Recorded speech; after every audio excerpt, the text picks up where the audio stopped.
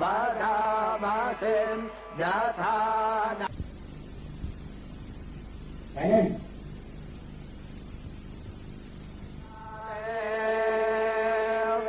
हरिः ॐ वादानान्वादिग्गं हवामहे निधीनान्वानिधिपदिग्गमम् आहवजानि गर्भधमा वममानयते कश्चन सचर्यशवकाः सुभदरिकाङ्काम्पे रवासिनिम्बम् हरिः सर्वविद्यगदयक्षमग्भम् सुमना असतम् अयवोचदधिभक्ता प्रथमो दैव्योऽभिखत अहिष्ट सर्वाभ्याम् भयम् सर्वाश्च जातु धान्यम् ददाहे पदाशुभम् असौ जस्ताम्रो अरुण उत बबरोहम् लुमः ये चैनग्भोरुदराम् अभितो दिक्षुश्रितारशो वैखा गुहेन इमहेम् असौ जो वसरपतिने जगदेवम् विदोहितः उतैरङ्गोपाम् अद्रश्रन्नदनोदाहार्यः सदृष्टो मृडयातिनः नमो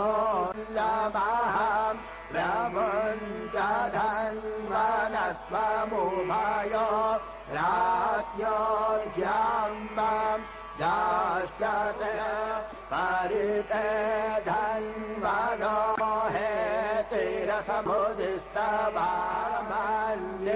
हेतिरसमुदिस्तवामन्निधेहितम् अवतर्यधनुष्वत्वं सहस्राक्षसते कुधे निषेर्यचल्यानां मुखा नमस्त आयुधाय नाथताय कृष्णवेन् उभाभ्यामुदते बाहुव्यान्दवधन्वने मानो महान्तमुतमानो अर्भतम्बान उक्षन्तमुतमान उक्षितम्ब मानो वधेः पितरम् बोतमातरम् मानः प्रियास्तन्वोरुतररेखः मानसोकेतनये मान आयुखे मानो अश्वे खुरेखः मानो वीरान् रुद्रभामिनो वधे नेहाविकमन्नः सदभिकवाः वामहे नमो हिरण्यवाहवे तेनान्ये निशान्तपतये नमो नमो वृक्षेभ्यो हरिकेशेभ्यः पशूनां पतये नमो नमः सत्विन्दराय पथेनाधिजन्नानां पानां पतये नमो नमो रोहिताय स्थपतये दक्षाणां पतये नमो नमो भुवन्तये वाता योगधीनां पतये नमो नमो मन्त्रिणे वाणिजाय कक्षाणां पतये नमो नमः उच्चैर्घोषाय नन्दयते पत्नीनाम् पतये नमो नमः कृष्णाय तया धावते सर्वाणाम् पतये नमो नमः हेभ्यश्च नमः क्षत्रभ्यः चन्द्रवो नमो नमो महद्भ्यो अर्भकेभ्यश्च वो नमः नमस्तक्षभ्यो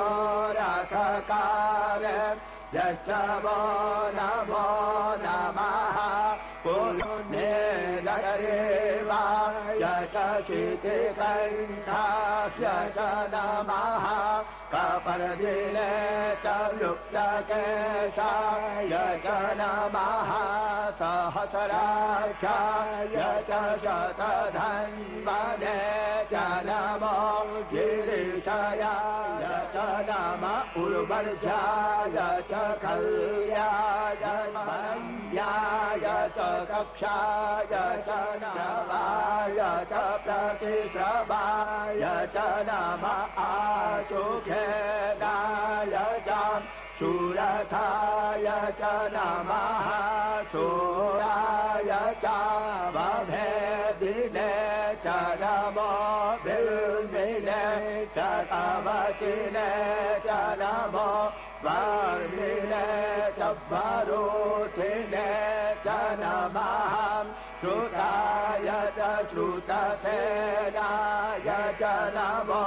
दुन्दुभ्याय च नमो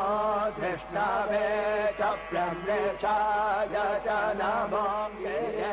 च कुदिमते च नमस्तीक्ष्णे कवे च युधिने च नमः स्वायुधाय च वराय च भीमाय च नमो देवधो च नमः कात्याय च दीप्याय च नमः कुल्याय च सरस्याय च नादेयाय च वैशन्ताय कूप्याय च वज्याय च वराय च भीमाय च नमो देवधूपाय च नमः शोभाय च बधाय च नमो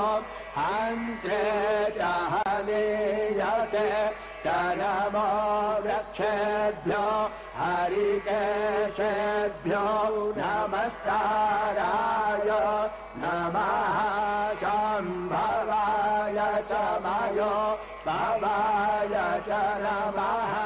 नमः पर्णाय च पर्णसदा गुणमानाय च विघ्नते च नमः आखिदते च प्लभिदते च नमः इलुकृभ्यो धनुष्कृभ्यश्च वो नमो नमो किरीकेभ्यो देवानाग्भो वेदायेभ्यो नमो विजृम्भक्तेभ्यो नमो विक्षिणक्तेभ्यो नमः आनिरेहतेभ्यः व्यापे अन्धसर्पते शरीरदेलोहितम् आसां प्रजानां मेघां पशूनां माधेर्मानोस्मोचनात्याय च गह्वरेष्ठाय च नमः तुष्याय च हरियाय च नमः पार्भोदव्याय च रजस्याय च नमो लोभ्याय चोलव्याय च नमः ऊर्याय च सूर्ये दुर्गेणक्तुपारितवे कस्य दोर्मतिरघायो अवस्थिरा माधवद्भ्रष्टानुपभावे जस्तोकाय तनयाय मृड मे दुष्टमशिवतमशिवो नः सुमना भव परमे वृक्ष आयुधं यकृतिं वसान आचरति नाकं बिभ्रतो हितनमस्ते अस्तु भगवः यास्ते सहस्रको हेतयो नमस्मन्निव अन्धुताहं सहस्र